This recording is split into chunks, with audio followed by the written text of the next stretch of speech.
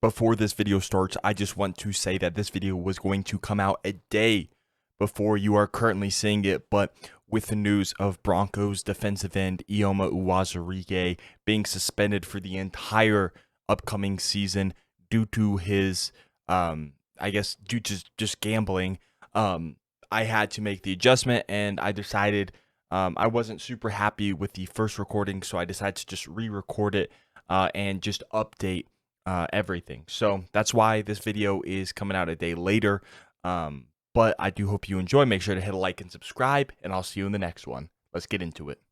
Ladies and gentlemen, welcome back to the Parker Love Sports YouTube channel. I am back from my little hiatus of just taking a break over the summer. Honestly, I'm now a college graduate, and I just wanted to take a little bit of a break. And so now that we're starting to get back into football season, I will be coming out with a lot more videos. Of course, the Avalanche offseason just happened. I have already made a video. I've already started to write the script on that one. So if you guys still want to see that, I will release it. I know it's going to be a little bit late. One I do want to release is going to be the Rockies 2023 draft class.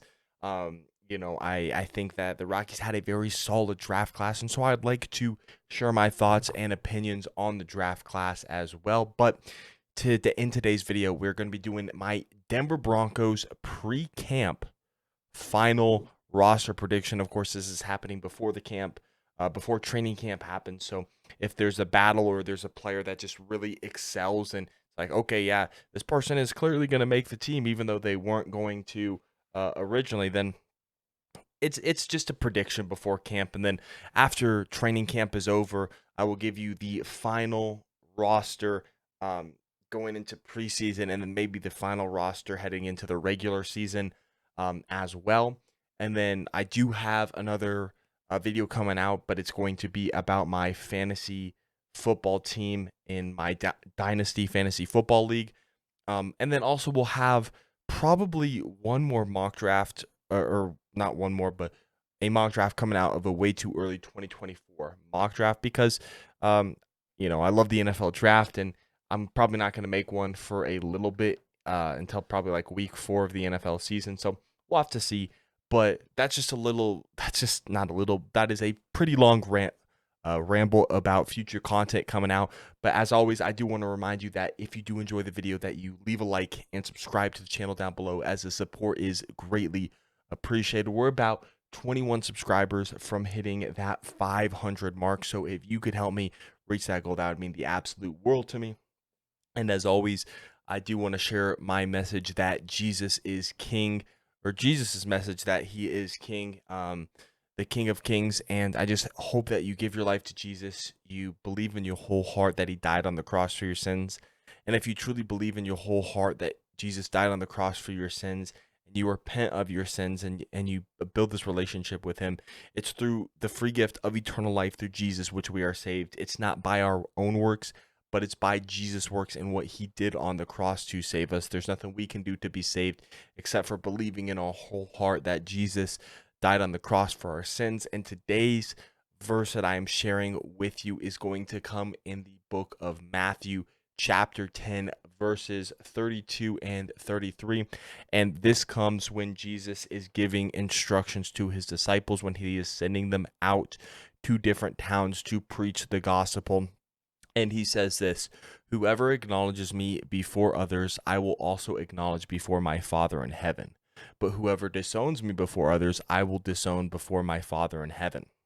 And what Jesus is saying here is, if you're living your life and, you're kind of hiding the fact that you're a Christian and essentially disowning him, like if someone brings Jesus up and you kind of, you don't really say, yeah, I believe in him, or you kind of just put him to the side, then if you do that to him and disown him in front of others, whether that be your friends in public, then he'll disown you before his Father in heaven on Judgment Day. But whoever acknowledges Jesus in front of others, kind of sharing the message like what I'm doing now, we're talking about Jesus in public in front of friends, strangers, whatever it is, acknowledging him, he will also acknowledge you before his Father in heaven on Judgment Day. And so I thought it was a very important verse, and so I wanted to share it with you. Honestly, in Matthew chapter 10, there are a bunch of different verses that I would like to share to you, so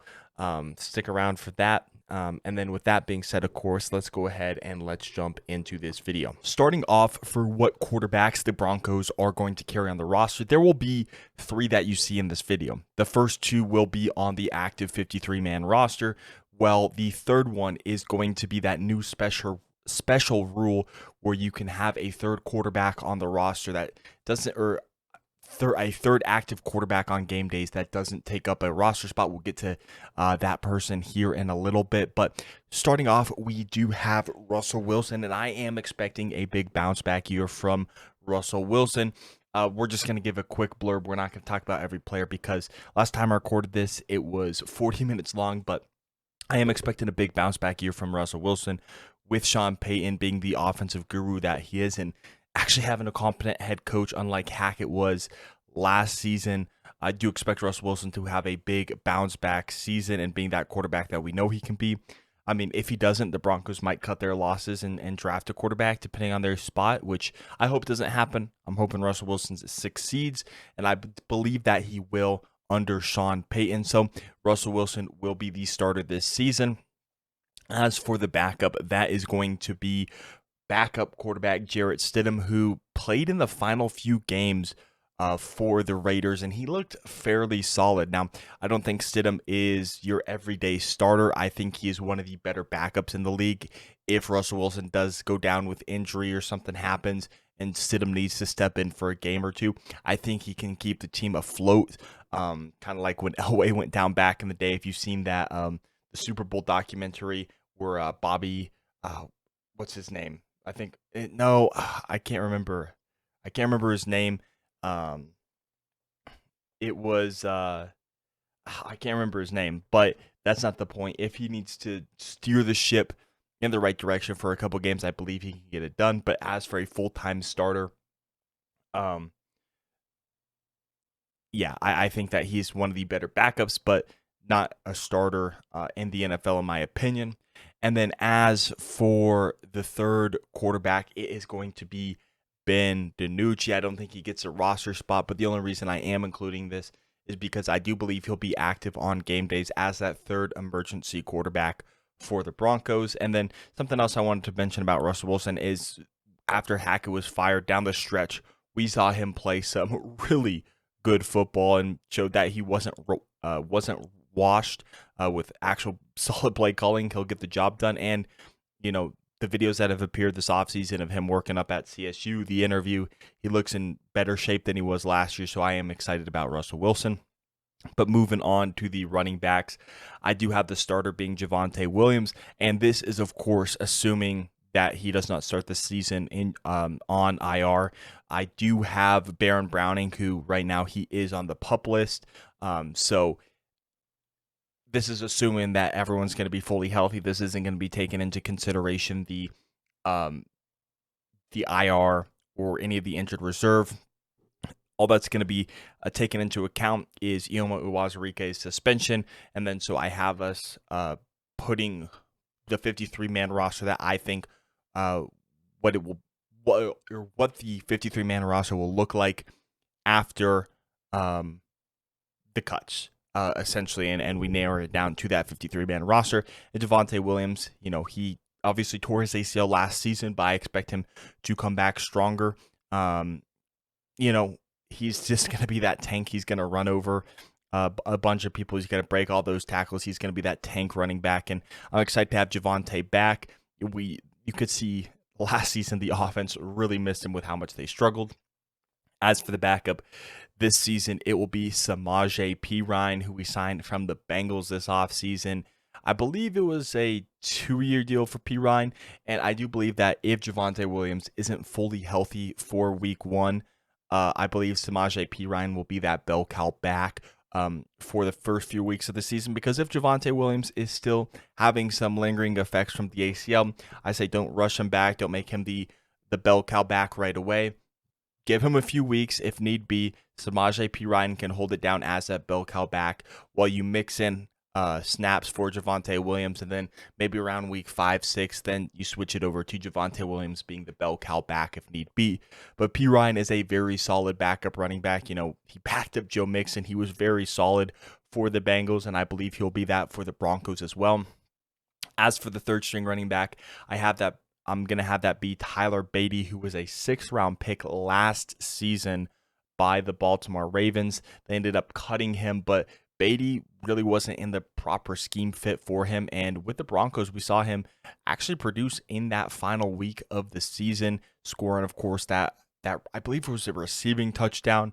And you know, I don't think he's going to get a whole lot of carries. I do think he's going to be that third string back. But from what I've seen of Tyler Beatty, I do like him as that third string running back over other guys like Tony Jones Jr., who I do have the Broncos keeping because they need depth guys. You need depth guys on the roster, and I believe Tony Jones Jr.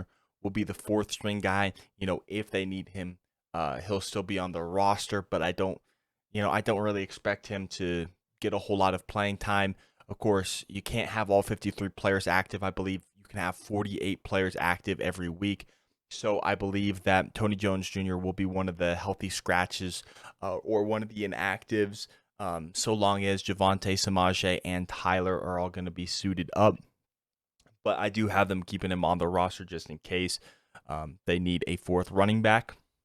As for fullback, that is going to solely belong to Michael Burton.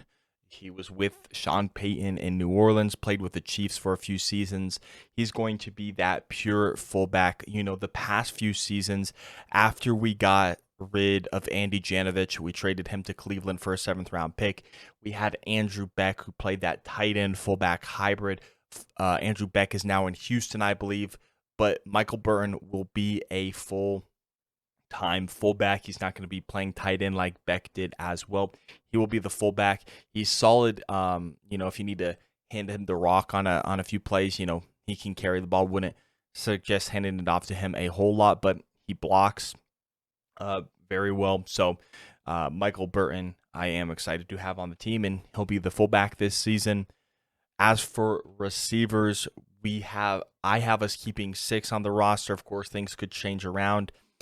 And I might be biased, but Jerry Jeudy is my favorite player, not only on the Broncos, but in the league. And so I do have him being our wide receiver 1. And especially after last season, I do believe he proved himself to be our number one wide receiver. And so that is what he is here today. Then I have Tim Patrick as our number 2 receiver. He is coming off of that ACL injury last season, but I think with him returning, he is going to be a big help to Russell Wilson. You know, he did miss Tim Patrick, of course, last season with that ACL injury.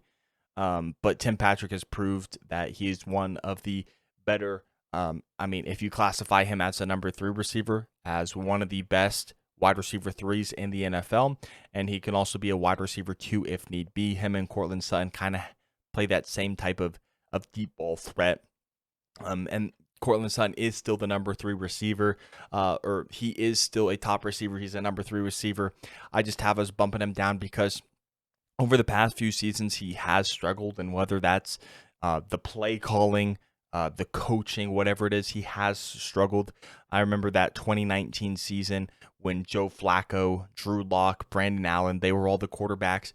He was fantastic at just going up and catching the ball. Has struggled a little bit, and I'm hoping to see a bounce back season from Courtland. I mean, we did sign him to that 4-year contract. I believe it was at the end of, not last season, but the season before. So last year was the first year of that 4-year deal, and I really do like Courtland Sutton, so I'm hoping that, you know, he does have a bounce back season this year. As for the 4th receiver, I do have the rookie Marvin Mims being there. Now, I don't know how much Marvin Mims will be featured. He will be that deep ball threat. He'll be that speed threat. Doesn't have the size, but you know, he is pretty solid at contested catches. Not his best area of expertise. We did see, of course, that one crazy catch against Texas in the Red River rivalry between Oklahoma and Texas, but he's going to be mostly your speed threat. And I don't know, like I said, I don't know how much offensive snaps he's going to get, but he will help in the special teams game, whether he is going to be the punt and kick returner. He'll be competing with guys like Montrell Washington and Tremon Smith for those jobs, or if he'll be a gunner on special teams, on kickoff, kick return, punt, whatever it is. I do believe Marvin Mims will have an impact on special teams if he doesn't get a whole lot of offensive snaps, but I do expect him to get a decent amount of snaps if I were to guess, just of him stretching the field with his speed. As for the fifth receiver, I have Marquez Callaway, formerly of the Saints, taking that role. At times during his career in New Orleans, Marquez Callaway had to be that number one receiver, whether Mike Thomas was injured or whatnot. He is a very solid depth receiver, a guy who you want as your number 3 receiver. I think he would be a solid number 3 receiver if he needs to be. Obviously, I have him as a number 5 receiver, but as a depth receiver, Marquez Callaway is a really, really solid depth receiver. So having him right now as your number 5 receiver, as in my predictions, I think that is tremendous value for the Broncos. And then as for the 6th receiver, I'm going to keep Kendall Hinton around, or I don't know why I said it like that, but Kendall Hinton, of course, we all remember him when he had to step up and play quarterback when all the Broncos quarterbacks got COVID that season. It was what, Drew Lock, Brett Ripien, Blake Bortles was on the roster when that happened. Yeah, it was crazy, but he has actually become one of the better receivers on the Broncos roster. Now, it will be a hard cut to make for that 6th receiver spot because there are a ton of guys that could take that spot. It could be Montrell Washington, the 5th round draft pick from last year, who I had high expectations for. I predicted him to be the Broncos offensive rookie of the year over Greg Dulcich. Kind of just disappointed. Didn't get a whole lot of offensive snaps. Wasn't super great on punt and kick return. So he will be vying for this spot. Another guy who will be vying for this spot is going to be Jordan Humphrey, Jalen Virgil, Brandon Johnson. All of those guys will be competing for that 6th receiver spot, but I am going to go ahead and give the nod to Kendall Hinton. Next up for tight ends, I do have the starter being Greg Dulcich. Now, I have 3 tight ends in my final prediction. The Broncos could definitely keep a 4th tight end if they need be, but right here for me, I'm going to keep 3 tight ends, and that's going to be Greg Dulcich. He's going to be your vertical threat. He's going to be the guy who's going to line up, and when he's on the field, most likely the Broncos are going to pass. I do believe he needs to work on his just blocking ability. He isn't the strongest blocker, but in the receiving game, he is a threat. Then I have Adam Troutman, who we traded for during the draft, and Adam Troutman is going to be your hybrid guy. He is going to go out. He's going to be able to be a vertical threat, be a receiving threat at the tight end position, but he's also going to provide you that versatility in blocking. If you need him to run block, pass block, whatever it is, he will be able to block for you. He has that I would say versatility in being able to be a receiving threat and a blocking threat. So he's going to be the 2nd tight end. And then the 3rd tight end is going to be Chris Manhertz. We'll talk about Albert Okwuegbunam here after Chris Manhertz, but Manhertz is going to be your purely blocking tight end. I expect to see him on heavy run packages, goal line formations. In years past, we had Eric Tomlinson, who we use a lot in the receiving game for some reason, more than I thought we would, but I think Chris Manhertz will be mostly put in there for blocking. And like I said, the goal line formations when, you're going to run, maybe you're going to run a play action and he'll go out for a pass, but he's mostly going to be used as a blocking tight end for the Broncos. As for Albert Okwuegbunam, I wanted to keep him. I just didn't have the roster spot, so maybe the Broncos look to trade him. It wouldn't be a huge return if the Broncos did trade him. I'd say a 5th round pick max would be what you get, most likely a 6th to 7th round pick for Okwuegbunam, but I couldn't justify keeping him. Chris Manhertz is going to provide value in blocking. You traded for Adam Troutman, and Greg Dulcich is a top draft pick from last year. So realistically, I just don't see a spot for Okwuegbunam right now. So maybe we trade him. Maybe he gets cut. We'll have to see what happens. Or maybe the Broncos even keep 4 tight ends. But this is just my prediction and what I have going on in the tight end room.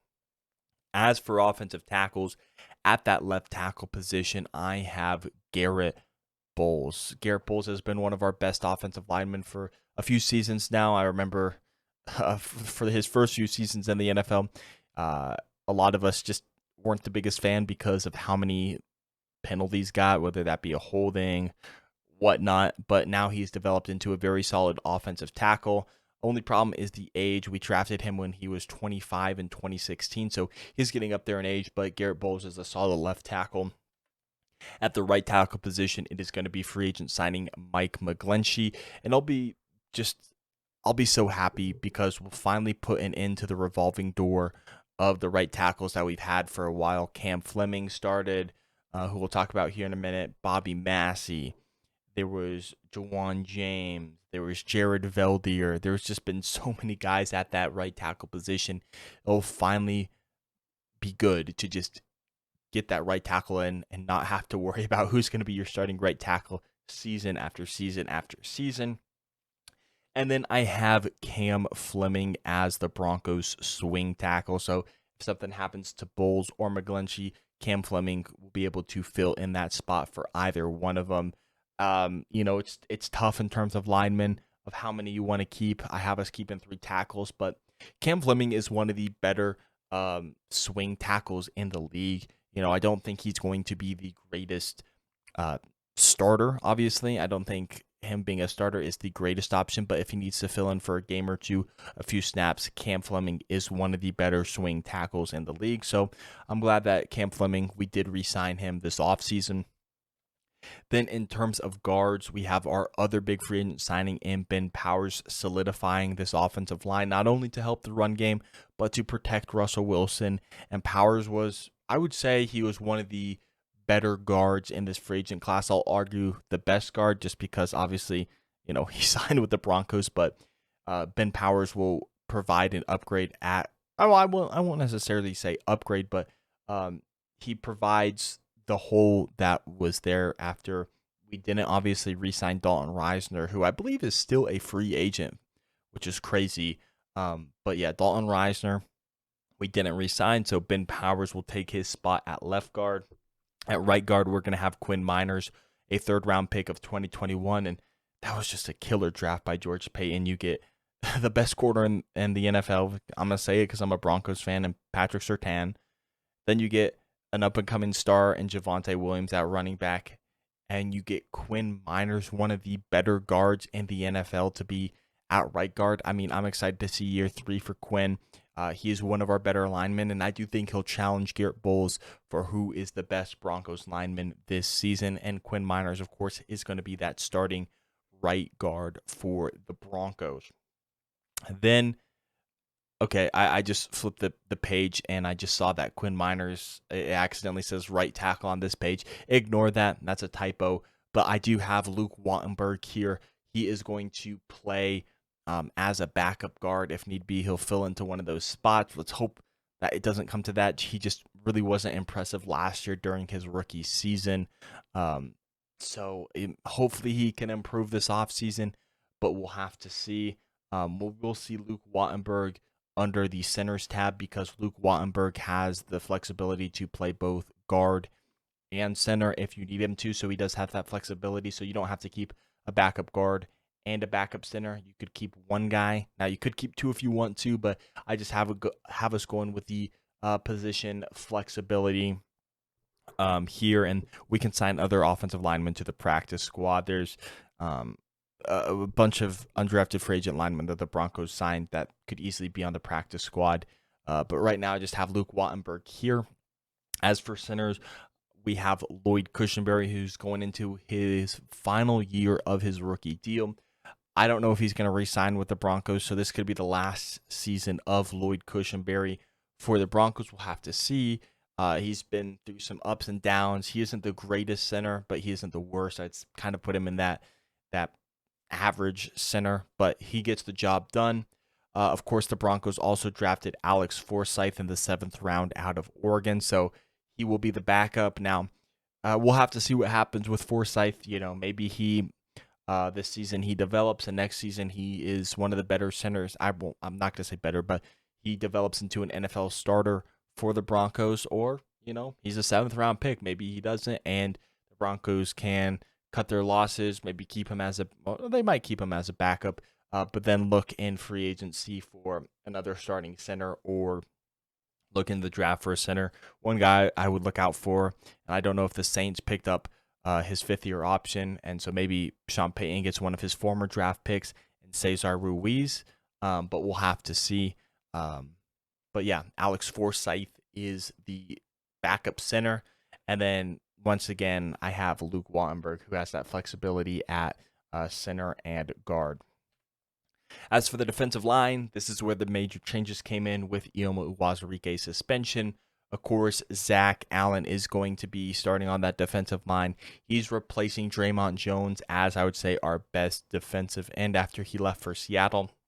And Zach Allen had similar production to Draymond Jones, but we are paying him less money than Draymond Jones. Now, I will say Draymond Jones right now is the better player, but if you look at stats and whatnot, they're fairly comparable, and the Broncos, we saved some money on Zach Allen over Draymond Jones, and I'll be honest, I don't think Draymond Jones really wanted to be here, so that's why he left, but I don't know Draymond, so maybe he just didn't get offered a contract.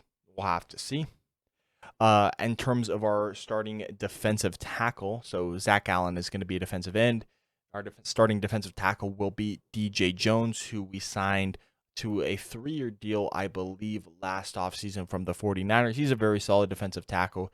Can get after the quarterback, helps defend the run, which the Broncos needed a whole lot. So he's going to be the starting defensive tackle. Then Matt Henningsen I have as our other starting end opposite of Zach Allen. Now, I'll be honest, this was Ioma Uwazurike's spot. Matt Henningsen still made the roster, by the way. I just kind of slid him up the depth chart after the news. Of course, Matt Henningsen was drafted in the 6th round last year, where Ioma Uwazurike was drafted in the 4th round last year. So I had big expectations for Ioma Uwazurike, but with the suspension, Matt Henningsen is now getting his opportunity, and this is a big opportunity for him to potentially start at defensive end. So we'll have to see what he does. But I mean, it is going to be a big opportunity for Matt Henningsen. So we'll see if we can take it. He can take advantage of that. But yeah, he just slid up one spot after the Ioma Uwazurike news. And then replacing Uwazurike this season, I have that being Tyler Lancaster, who we signed. Or I guess not signed, but he formerly played for the Packers, as you can see, and I just have him being that a depth defensive lineman. He can play defensive tackle, defensive end, whatever you need him to. And then I have us keeping PJ Mustipher, the defensive tackle from Penn State, someone who I really thought was going to get drafted. He ended up being an undrafted free agent. The Broncos pick him up, and I think he could be that free agent that makes the team, keeps the streak going of the undrafted free agent that makes the team every season. PJ Mustipher easily could be that guy. Last season, I believe that was Chris Allen, although he did go to the injured reserve. Believe before that it was Essang Bassey, but some other guys, Philip Lindsay, Shaquille Barrett, Chris Harris Jr., of course, was one of those guys. Just a lot of undrafted free agents, and I think this year it could be PJ Mustipher. And this, I have him taking Mike Purcell's spot, but Mike Purcell is really getting up there in age, so we'll have to see what the Broncos want to do in that regard. But PJ Mustipher, look out for him in camp. I have him making my final roster. In terms of edge rushers / outside linebackers in the Broncos case, as we run a 3-4 defense, I have it being Randy Gregory. And Gregory is a very talented edge rusher. If he can stay on the field, suspensions and injuries have kept him off the field the past few seasons. But if he can stay on the field this season, I think he will be a force. But again, missed a decent amount of the season last year, so hopefully he can stay on the field. Then we have Frank Clark, who we signed to a 1-year deal this offseason. Now, Frank Clark, as I'm sure a lot of people have noted, he shows up in the playoffs, but sometimes he's a little bit quiet in the regular season. So hopefully he can be productive in the regular season to help the Broncos make the playoffs. But if Randy Gregory's on the field and if Frank Clark is playing how he does in the playoffs or in the regular season, I think the Broncos have got a solid 1-2 tandem. Now it's not going to be as scary as Von Miller, Bradley Chubb, or Von Miller, DeMarcus Ware, but this is a solid 1-2 punch at the edge rusher position. Then at the third edge rusher right now, he is on the PUP list, but that's going to be Baron Browning, who switched from an off-ball linebacker to an edge rusher last offseason, and he really improved, or I guess not really improved, but he balled out as an edge rusher for the Broncos. Now, teams started to figure him out as the season went on, but Baron Browning is still a very solid edge rusher, and I think he can be a very solid rotational guy for the Broncos. Same thing with Nick Bonito. He was our top draft choice last year. Didn't really get a whole lot of playing time, so I can't really critique how he played last season, but I think he will be another rotational guy for the Broncos. I believe he'll go in on obvious passing downs to rush the passer because he is a pass rush specialist. He can get after the quarterback. I will say the one area of improvement that everyone notices about Bonito is just improving in his run stopping game. And if he does that, I think he has a very good chance to be a starting edge rusher for the Broncos next season. It just all comes down to his ability to defend the run. So yeah, I'm excited to see what Nick Bonito can do in year number 2. As for the 5th edge rusher, I have us going with Chris Allen, undrafted free agent from last year out of Alabama. And the only reason that Chris Allen really went undrafted was health. It was injuries and health. So Chris Allen, he spent all of last season on the IR, but if he is able to play this season, I think he has a chance to be a very talented edge rusher. And so I have him making the team as an edge rusher for the Broncos. And then the 6th edge rusher I have us keeping is going to be Jonathan Cooper, the 7th round pick, I believe. It was a 6th or 7th round pick in 2021. I'm trying to think. I think he was, he was a 7th round pick in 2021 because it was Kerry Vincent, Jonathan Cooper, and Marquise Spencer all drafted in the 7th round in the 2021 draft for the Broncos. And yeah, he played really well his rookie season, played decent last season, and I just have him being a depth edge rusher that if you need him to sub in for a few plays, he'll get the job done. Next up, we are moving to off-ball linebackers, and the first one is going to be Josey Jewell, who is going to be playing in the final year of that 2-year contract he signed last offseason. Will the Broncos keep him after this season? We'll have to see. I'd like to think the Broncos would keep him, but I really just don't know. Last season, Josey Jewell did take a step up in his coverage abilities. Previously, kind of struggled in terms of coverage. Was really solid in rushing the passer if he needed to, but really solid in stopping the run. So Josey Jewell really took a step up. We'll see if the Broncos extend him. They might not because of Drew Sanders, the rookie, who we'll talk about here in a second. But Josey Jewell, hopefully he balls out. And if the Broncos don't sign him, he's going to, I don't know if he'll get the bag because inside linebackers, it's kind of like the running back of the defense. But we'll have to see. Then in terms of the second linebacker, I have us keeping, or it's going to be Alex Singleton.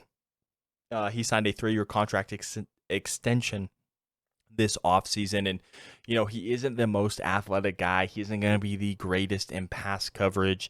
He's not going to be the greatest in rushing the passer, but he led the team in tackles this past season. A lot of people, including myself, criticized him at the beginning of the season, but he proved us all wrong. Was a leading tackler for the Broncos this past season, and yeah, I would like to see some improvement, maybe in the pass coverage area, maybe in the pass rushing area, but you kind of know what you're going to get with Alex Singleton. Sign him to that 3-year extension, so he's going to be around for this season, and I'd say at least next season, because I looked at his contract, and after next season, there is a potential out in his contract, so we'll have to see. But we know what we're getting in Alex Singleton, and I believe he'll be one of the starters this season. Maybe something happens. Maybe Drew Sanders takes that spot. But yeah, let's talk about Drew Sanders now. A lot of people have him switching to edge, and he could. He was a 5-star edge recruit who went to Alabama, then transferred to Arkansas, became an off-ball linebacker. And Sean Payton said the plan with Drew Sanders is for him to be an off-ball linebacker. So that's what I'm going to trust right now. And I'm not saying he can never move to edge. He might move to edge if the Broncos need him to. But for now, I do have Drew Sanders being that off-ball linebacker. And he was kind of a force at Arkansas. And I would not be shocked if maybe like week 6 through 9, if Drew Sanders eventually makes his way to be one of the starters. I think obviously he'll get playing time being subbed in, but I do think that there's a possibility that about midway through the season that Drew Sanders could eventually become a starter for the Broncos. And then for the fourth off-ball linebacker, that's going to be Jonas Griffith, who we traded a 5th-round pick for a few seasons ago, just to be a special teamer. Came in, he played well, and I really like Jonas Griffith. I actually think I had him as one of our starters last year, but after last season, I like Jonas Griffith. I don't know if I think he is a starter. Again, he could prove me wrong and become a starter, but for right now, I like him as a depth off-ball linebacker. And then move into corners, of course, the best in the league, and Patrick Surtain the second. Yeah, I'm going to say it. I'm a Broncos fan. I mean, we don't have to worry about Patrick Surtain. We don't, like, this is pretty obvious. Let's move on to the next one. It's going to be Damari Mathis, the former 4th-round pick last season. I think he secures his job. A lot of people are expecting him to take that step up. I agree. He will be competing with 3rd-round pick Riley Moss from this season. I think Damari Mathis wins. And, yeah, I think he solidifies himself as the Broncos' number 2 corner this season. In terms of the slot corner, that's going to be K'Wan Williams, who's in his final year of that 2-year deal that he signed last offseason. And then I have the rookie Riley Moss. Now, I'll be honest, a lot of people think that Riley Moss will move to safety because there hasn't been a white cornerback in the NFL since Jason Sehorn. But if you look at Riley Moss's film, he has the athleticism to play corner, and I believe he will play corner. Now, if he does struggle as a corner, I do think the Broncos could slide him back to safety. That would create a whole nother mess for that safety room because there's just a lot of guys in that safety room. But I do think Riley Moss has the talent to be a cornerback for the Broncos. Doesn't mean he'll necessarily start this season, but he could at some point. But I have him just being a guy who will rotate on and off the field. So we'll see. But I'm excited to watch Riley Moss this season. Then, as a 5th corner, I have another undrafted rookie making the team, and that is going to be Art Green, the undrafted free agent out of Houston. He's a tall, athletic cornerback, and really this came down between 2 players for me. Obviously, Art Green, and the other one being an undrafted free agent last year who didn't make the initial roster, but ended up playing in Week 18 against the Chargers, and that being Jaquan McMillian. It was between the 2 of them for me, and I decided to go with Art Green for this one. And then, of course, the 6th corner, I have have it being Tremon Smith, who I alluded to earlier, who he is a corner, so he will be a part of that corner group, but he's mostly going to be used for kick returning, punt returning, his special teams ability, and then he will be, of course, in the cornerback room as well for the Broncos. Moving on to the safeties, don't even need to mention it. Justin Simmons, one of the best safeties in the league at free safety. Then at strong safety, I have Caden Stearns. I believe he'll finally start. I think the Broncos want to see what they have in Caden Stearns because he was drafted in 2021, so he played those first 2 seasons. This will be season number 3. Next year will be his last season under his rookie contract, and I think the Broncos want to see what he can do in 2 years.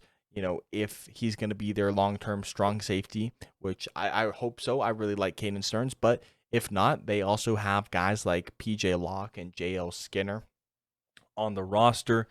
Kareem Jackson, I think he's going to be more of that veteran mentor type of role, but I think he could be subbed into some nickel and dime packages for the Broncos if they need extra DBs on the field, because Kareem Jackson was a former corner, moved to safety when he came to Denver, but Kareem Jackson, I think he's going to be more of the veteran this season. Then PJ Locke played extremely well last season when he was on the field, so I had to keep him. And then, of course, the rookie J.L. Skinner as well. Maybe he spends this season on IR as he has a torn pectoral muscle. But I'm really excited about J.L. Skinner whenever we do get to see him on the field. Then for special teams, we have Brett Maher, who a lot of people, in the Broncos community are worried about because of that that game where he missed 5 kicks. And I'll be honest, I'm a little bit worried too. But Brett Maher, other than that one game, has been a fairly reliable kicker. Then we have former 7th-round pick for the Broncos, Riley Dixon. We traded him away, or maybe I can't remember if we traded him away or if we released him when we signed Marquette King. And then I'll just say Marquette King didn't get a fair shot in Denver with Todd McMahon trying to change mechanics and whatnot. But I believe it's given an unfair shot. But anyway, Riley Dixon is back with the team that drafted him. And then in terms of long snapper, Mitchell Frabroni will be the long snappers.